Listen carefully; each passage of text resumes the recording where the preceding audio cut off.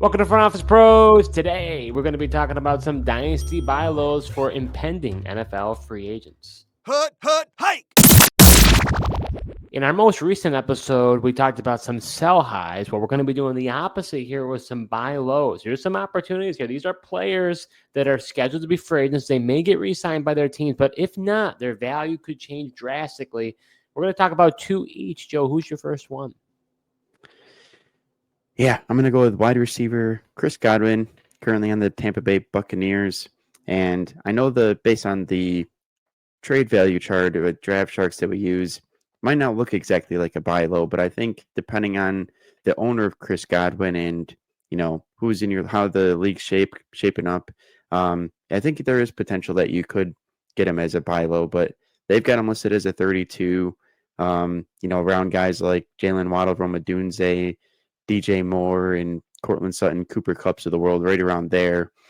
But I think some of the concern that your league mates might have is the fact that, he only played 7 games this year, is coming off of a dislocated ankle that he did have surgery on, which for me, I feel like that's not an injury that I'm as concerned about. Just like, I don't know if that's the same recovery time as, say, torn ACL or even Achilles injury. So I think this is something that he'll be good to go and shouldn't have the lingering effects coming into this year. But before he did get injured in the 7 games he did play, he's on pace for his best statistical season, where he had 62 targets, 50 receptions, 576 yards, and 5 touchdowns. He will be turning 29 next month, so he'll be 29 heading into the 2025 season here, which also could allow you to get him at a cheaper price because, dynasty owners, if feel like everyone just wants the young players, the young pieces on their team. But I think if you're a contender, sometimes having these guys a little bit older helps you win now in that win now window. And I'm not expecting him to be back with the Tampa Bay Buccaneers, but I think Chris Godwin is a good enough receiver, good enough route runner that even if he's not on the Bucs, that he can still have a good fantasy season on a different team.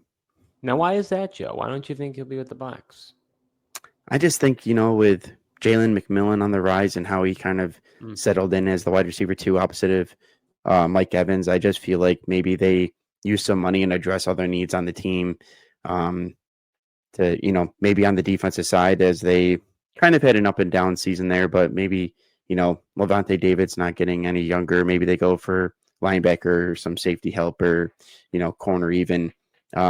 They got also Trey Palmer there. Kadon really played well. I just don't know if they necessarily feel like they need Chris Godwin. Yeah, it's going to be interesting because for those who are tuning into this episode, they may be saying, whoa, Joe, this isn't a buy low option with Chris Godwin. I beg to differ. I think it actually is a buy low option. And here's my rationale. Some of the players that you were talking about in that cluster there, I mean, Roma Dunze is I can't imagine someone trading Roma Dunze for Chris Godwin, especially when people, prioritize, these young dynasty assets. Roma Dunze has only played 1 year. He's had a ton of promise. He was, in the conversation of a Malik Neighbors. We saw what he did in the conversation of Marvin Harrison. Not as much, but still he's got this, sky high potential. So to me, it's like, I'm a little surprised by the values surrounding him. Guys like DJ Moore, even the guys like Cortland Sutton, Cooper Kupp. I think when you could probably, as a contending team, I think you could acquire Chris Godwin. And you think about the injuries he's sustained. He's had that ankle. He also tore his ACL. So he's had some, injuries these past 2 years. So to me, when it comes down to Chris Godwin, it's like, I think he's a guy who you could probably get. Will it cost you something? Sure, it's going to cost you something. Now, will I want to do this prior to knowing where he goes? That I'm a little, I don't know about, because he's done very well with Tom Brady, obviously, and then now he's starting to have a good rapport with Baker. Last year wasn't so much. I was fading him, but they were talking about how they were going to use him differently in the offense, and that was something I should have listened to in the news reports, especially in those media conferences early on in training camp. I wasn't buying it. I was wrong about that. So I don't know. That's the tough part is I see the point of him maybe not going to Tampa Bay. If he doesn't go back, where does he go? And then what's his value? That's a tough even part. though it's risky, I feel like that's also what makes them kind of that buy now approach. Is if your owner isn't in the belief he's going back to Tampa Bay, I feel like you can almost use that uneasiness of where he's going to go to your advantage, and maybe the value is a little bit lower just because he's coming off the injury, and then the unknown of where he's going, could leave dynasty owners a little bit concerned. Oh, without a doubt. I mean, all the players we're going to be talking about here, you're taking a gamble. You are getting ahead of the game. You're making these moves prior to where we know they're going to go. That's why you're going to get possible value from them if you go ahead and make these moves. And I would hope that the Chris Godwin owner in your league has the awareness that he will be a free agent this season. If not, I think I'd be a little surprised by that, because that determines his value. I mean, we've seen it time and time again.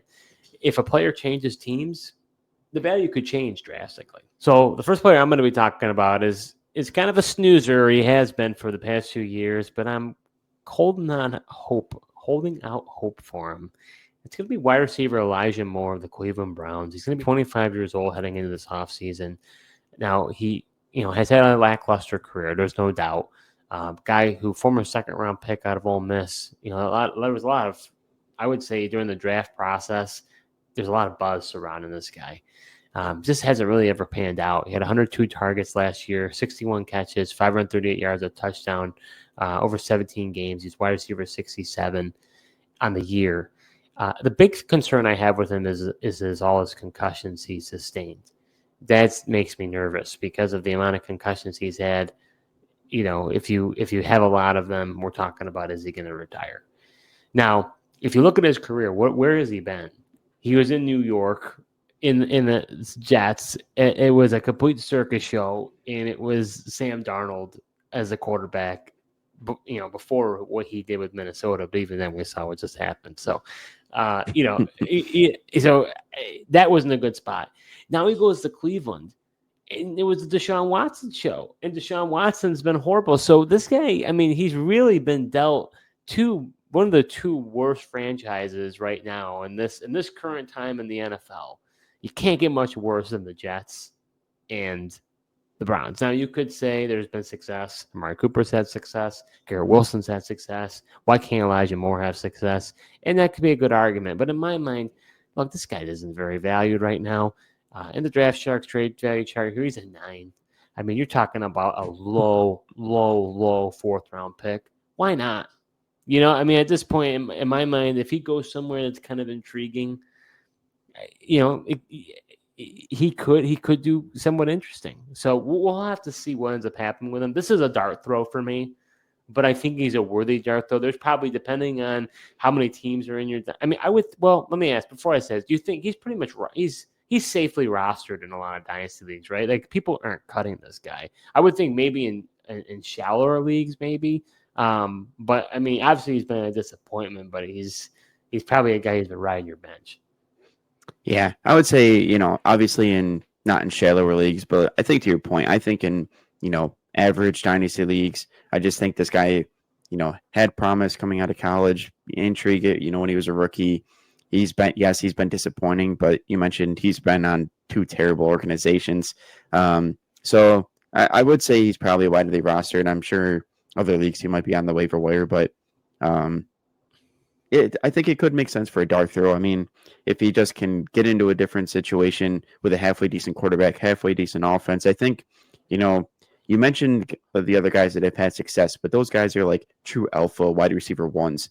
Elijah Moore really isn't that. Like, to me, he's just a solid slot receiver, but hasn't always had the talent around him at the wide receiver position to help him kind of, get open for the middle of the field. And, you mentioned Deshaun Watson. He's literally played no more than 6 games while he's been with the Cleveland Browns.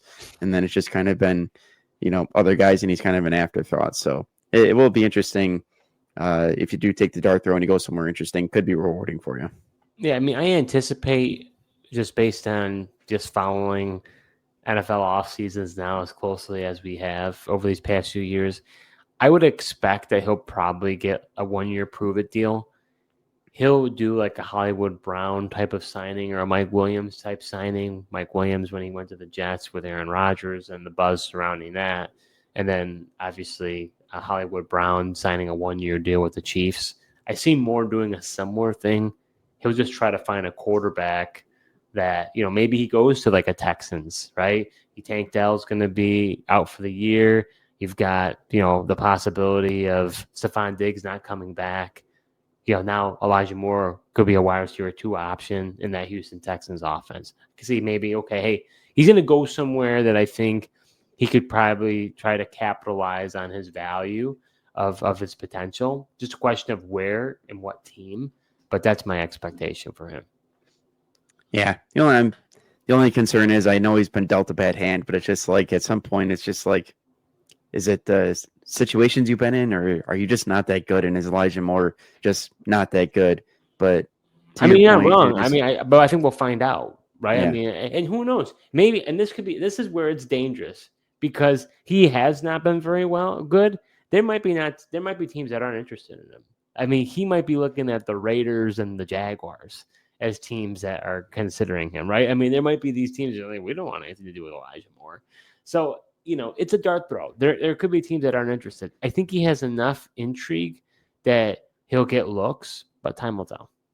Yeah. The Raiders, could be an interesting option for him. They really don't have that many receivers. Could use somebody probably operate in the slot other than Brock Bowers. Yeah. So, again, this is why this is why this episode exists, because we're talking about dynasty buy lows for players who are impending free agents because their values could change drastically depending on where they go. Are you enjoying this episode so far? Well, if you are, subscribe to our YouTube channel, smash that like button, and hit the notification bell for upcoming videos. We do videos throughout the year, so you're not going to want to miss what we have in store. So, Joe, who is your next player you're going to be talking about here? Yeah, my next player is another wide receiver. Going to go with Diontae Johnson. He's currently on the Texans, but he's been on a few teams this year. He's currently sitting as a 16 value on Draft Shark's trade chart value chart. That's right around guys. You got Tank Dell, Cedric Tillman, Jalen Polks, Pop Douglas. Got a guy like Wan'Dale Robinson, Christian Kirk, Calvin Ridley ahead of him. So this one's more traditionally your buy low option here with how low his value is there on Draft Sharks. But when he was, highlighting his stats when he was with Carolina, played 7 games. He had 58 targets, 30 receptions, 357 yards, and 3 touchdowns. And that was really before, Bryce Young looked good. It was also when they were throwing out Andy Dalton and kind of trying to figure out what they had between the 2 quarterbacks there. So I feel like he had decent numbers there for the 7 games in Carolina where he did seem to be a focal point. And I think even if he's on a different team, he could do even better. And we've seen what Diontae Johnson can do given the opportunities, in Pittsburgh. Like, he was just an absolute target monster, had high receptions. Best season, he had 1,100 yards and 8 touchdowns as well. So if this guy gets in a halfway decent offense, can get a good quarterback, I think he can definitely outdo his current value right now. Yeah, I think the hope with him is you saw what he did in Carolina. If he goes somewhere else and he gets to choose his landing spot this time, he hasn't been able to choose his landing spot his entire career. Drafted to Pittsburgh, that didn't work out. Obviously was in Carolina, but then wanted to, be on a contending team, went to Baltimore. We saw how that worked out, like you mentioned. And then Houston, who knows? Maybe he signs back with Houston. I don't know. But just based on what we know of Diontae Johnson, neither of us know him personally, but I don't think he's going to take too kindly to him not being involved at all on the Houston Texans team. I would think that, I understand that it's late in the game, but it's like this guy's been wanting to make an impact for quite some time, and he hasn't been able to do it. He hasn't been able to get on the field for whatever reason. I don't think he's going to like that very much. Yeah, he might not, but I think it's also tough. Just you mentioned just with how late he did get over, and I think they got him more as an insurance policy. Just after Tank Dell went down, and they just needed, somebody else would have, John Mechie or Xavier Hutchinson gets hurt or something. They've got a veteran contingency plan there. Yeah, I don't know. I Maybe mean, they'll use him more, though. I mean, I don't know. Maybe they would bring him into this Chiefs game. I mean, John Mechie, he had a fumble in that game. Could they possibly, promote him? yeah, I mean, it's definitely possible. I think it'd be interesting if he got a shot because I mean, that's the thing. Like this guy has shown he can be the productive receiver. I know you haven't always been the highest on him, Steve. I've been a Diontae Johnson guy just because he is a talented route runner. He knows how to get open. He has had his problems with drops, but I feel like that's gotten better over the years. Even so, I do think the Texans would be an interesting option with Tank Dell being out next year potentially, and they really need a wide receiver too opposite of Nico Collins.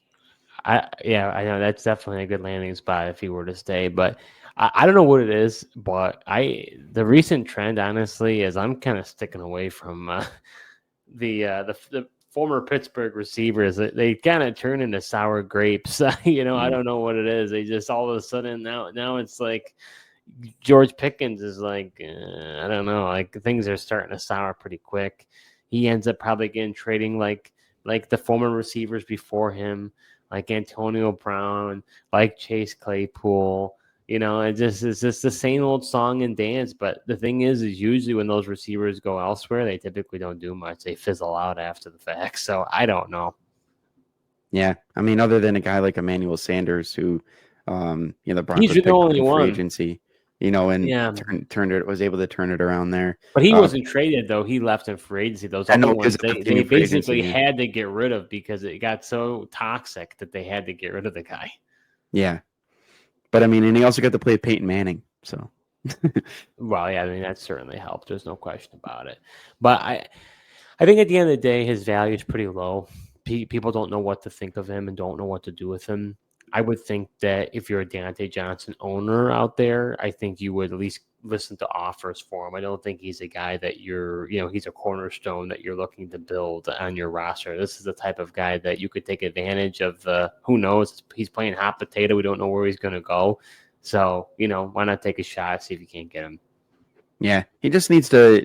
I feel like he needs to go somewhere with a strong locker room, and that'll, maybe limit the issues that he had. I don't know. It's just crazy because like Baltimore's got a bunch of veterans on that team, and John Harbaugh's a good coach. Like I don't know what happened there. I know he wasn't happy with the utilization or whatever, and they are a run first offense. Maybe that had a lot to do with it, but I would have thought a team like that would have been able to not allow that type of stuff to happen with Diontae Johnson, and it still did. So maybe that's a moot point. I don't know. I mean, personally, I would much rather go after a guy like Godwin or Elijah Moore than Diontae. I've never been much of a fan of his, although I was impressed by what he was able to do in Carolina.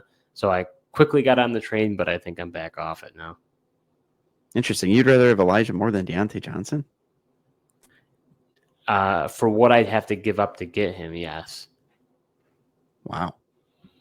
I mean, to me, I just don't like what I'd have to give up to get him. That's really the problem. I think he's a 16, so I mean, you're talking about it shows mid fourth round pick. Well, I mean, Elijah Moore is like not even it could be like a fourth round pick 3 years from now. I'd rather, but I mean, touche.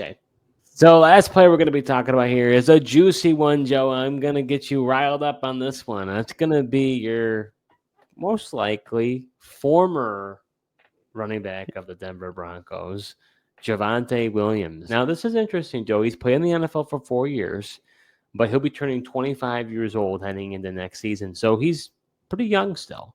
Had 139 attempts, 513 rushing yards, 4 rushing touchdowns, 70 targets, much more involved in the receiving game than he's been in the past few years in Denver.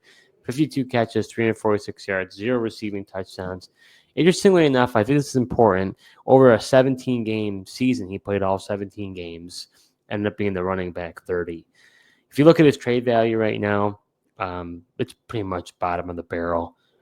You're talking about him being compared to the likes of Rico Dowdle, which I can't believe that they're the same value. Jalen Warren, even a guy like I'm actually kind of like even Tyjae Spears, honestly. They're all kind of in the same bucket there. But you're looking at a 4th round pick for Javonte Williams. I think Javonte Williams, to an extent, has had a raw deal when it comes to his time in Denver. I understand you're going to say that after his gruesome knee injury, he's not been the same player. He's not been as physical as he once was. But my thing is, based on the way that Sean Payton likes to rotate his running backs, he has a stable of running backs, no pun intended. So, actually, I think I intended it. I'll be honest. I intended that one. I thought I could have joke in there. But at the end of the day, it's like, how could any of them, Joe, have any sort of momentum, any sort of rhythm? How do they get in a rhythm? Javonte Williams had one to start the game against the Bills. He had a 5-yard rush, looked great, and then he literally ran right to the sideline because he knew he was going to be taken out of the game. He had no opportunity for a rhythm. You saw what he was able to do against the Raiders, I think it was. There was one game or the Saints. It was the Saints. He had the whole game to himself, and he had a fantastic game. And that was it. I was like, why did Sean Payton say that? He's like, I want to involve Audric Estime, but then I'll make him inactive. He wants to involve Tyler Bidet. Tyler Bidet's been a practice squad running back for most of his career. He's done nothing. Why are you involving Tyler Bidet into the game plan? You've got guys like Jaleel McLaughlin, an undrafted free agent. I understand he's shown flashes, but it's just like, to me, Javonte Williams was not able to establish a rhythm because of his head coach. So to me, he's relatively young, and we'll see where he goes. It's a tough running back draft class because it's a good one. So who knows where he'll go and how much money he'll get. I think he'll probably sign a prove-it deal. I can't see him getting more than a 1-year deal. I don't know if he'd want it because ultimately, he's not like he's going to get a ton of money like Derrick Henry or Josh Jacobs or Saquon Barkley got. He's not even close to that stratosphere. So he's got to reclaim his value. So he's got to go somewhere, find. I mean, I could see him going to the Chargers. Going across, you see what, Melvin Gordon did the opposite, but I could see him going, to the Chargers, not taking J.K. Dobbins back, bringing in a guy like Javonte Williams, who's more of a bruiser. We'll have to see, but to me, I like him. I'm interested in where he goes. He's still relatively young. I'll be curious to see what you have to say because I was pretty strong on this one, but I think at the end of the day, I think I would have liked to seen what he could have done if he got the bulk of the carries. Yeah, I mean, it is fair. I would gladly sell him to you in Dynasty. I don't really have any You're interest biased, in him. though. You're a Broncos fan. I've seen it, man. Like, look, his rookie year, he came in, right? He was averaging 4.4 yards a carry. Even in 2022, before he got that injury, he was at 4.3 yards per carry. After the injury, he's gotten 3.6 and 3.7. I mean, he just goes down a lot easier. He doesn't break the tackles. He's not as hard to tackle as he once was. Just hasn't been the same, and I get it. Your argument isn't wrong with Sean Payton and the lack of guys being able to get into a game flow because it drives me nuts, the fact that guys are only getting one carry and off the field. I don't quite understand it. I mean, I get keeping guys fresh, but then it's like they can't get more than 2 carries in a row. Just kind of wild to me. And I don't really, running backs like you mentioned the rhythm. They like to get in a rhythm and they need the carries and they need the opportunities to kind of feel out the game. And I get that he's a young guy still at 25 years old. I just think he's a kind of a shell of his former self. And I think his best value is kind of where the Broncos were using him is he's an extremely good guy to have on third down and pick up the blitzes, and he really filled out the Samaje Perine role this year. Yeah, I mean, I think it's tough to really look at advanced metrics for him because of the lack of opportunities. I mean, he had 139 attempts. You look at someone who has, he had 217 last year and only averaged 3.6 yards per carry. I get that, but I'm just saying if you want to compare him to some of these other players, you're looking at them getting plus 200 carries. You've seen time. James Conner was left for dead with the Pittsburgh Steelers. He goes to the Arizona Cardinals, resurrected his career. He's a tough. James Conner was showing a lot more than what Javonte's No, shown. not in Pittsburgh. He wasn't. And towards the end, absolutely not. Look at his stats right now. I guarantee it. You pull up his stats. I've always liked James Conner. I I know mean, you have. Well, you like him recently, but you don't remember when he no, was fizzling even out when in he was on Pittsburgh. when he was on Pittsburgh, I'm saying. I don't know about that. Yeah, I don't know about that. 100%. I don't know about that. If you look at his stats, I bet you that you would see Yeah, but that. okay, right. So even his last 2 years in Pittsburgh, he didn't have that many opportunities, but with 169 carries, he was at 4.3 yards per carry. He had 721 yards, 6 touchdowns in 2020. 2019, he was averaging 4 yards a carry on 116 opportunities, another 4 touchdowns. Also had 35 and 34 receptions in those 2 years with Pittsburgh. So I mean, he always showed he was kind of a capable back. They just weren't always using him. Yeah. I guess. Audric Estime had 4.1 yards per carry, and Julian McLaughlin had 4.4. So, if that's your argument, but the Broncos' offensive line isn't that bad, and I don't really. Is it great though? Either it's not great, but it's crazy to me because they've got a bunch of guys that are really good at run blocking, and yet I think most of the reason they couldn't run the ball is just because Sean Payton would either do it when it's too predictable or just the fact that he's only giving guys one carry at a time. But even, behind the same offensive line, you just said you didn't think Audric Estime was that efficient of a player. He's a big bruiser type of guy. No, he's not. He averaged more yards per carry than Javonte But may Williams. he not be a good fit for the Sean Payton system? Maybe he's not. You're attributing it to his injury and him not being the same player. But could he just not be a fit for what Sean Payton wants to do? It might very well be the case. He might not. Yeah, you could definitely make that argument because it's like Sean Payton wasn't here when George Payton drafted him. No. So, it's not like he had a plan for the guy. So, yeah, you could definitely make that case. And maybe he'd prefer more of a, zone blocking type scheme, like Kyle Shanahan runs or something like that. Maybe he's a better fit for that system than kind of this, more of the gap system type of runs. Time will tell. But I think he is an intriguing player at the point where he's still young, at only 25 years old. He's playing in 4 years, which is rare. So to me, I'd say, again, you don't have to give that much for him. I think he'd be worth a flyer. Yeah, he could be. I'd much prefer to sell him to a buyer like you because I just don't think he's got much. So that does it for this episode. We talked about some Dynasty buy low players who are impending NFL free agents. Like we said at the top of the episode, all these players could be changing teams. And by that happening, their value could change. So this is your opportunity. Don't wait until they decide to become a free agent and sign. If you think any of these players are interesting, we recommend that you go out, start having those trade conversations now, get these deals done prior. Yes, it's a gamble, it's a risk, but this is what it's all about. You got to get ahead of the curve, and these are the type of players, if you think that they could, you may not agree with some of the takes that you and I had as far as these players. Look at the NFL free agents. Look at the players who are going to be available and see who you think are going to make that jump, because this is the time. Maybe your other owners are snoozing right now. They're in hibernation mode. They're thinking, okay, I don't have to wait till August, or I don't have to wait till the draft or whatever. It starts now. You can start making those moves. You can start having those conversations. So look at those players who are available and start having those conversations. Thanks so much for tuning in, and until next time.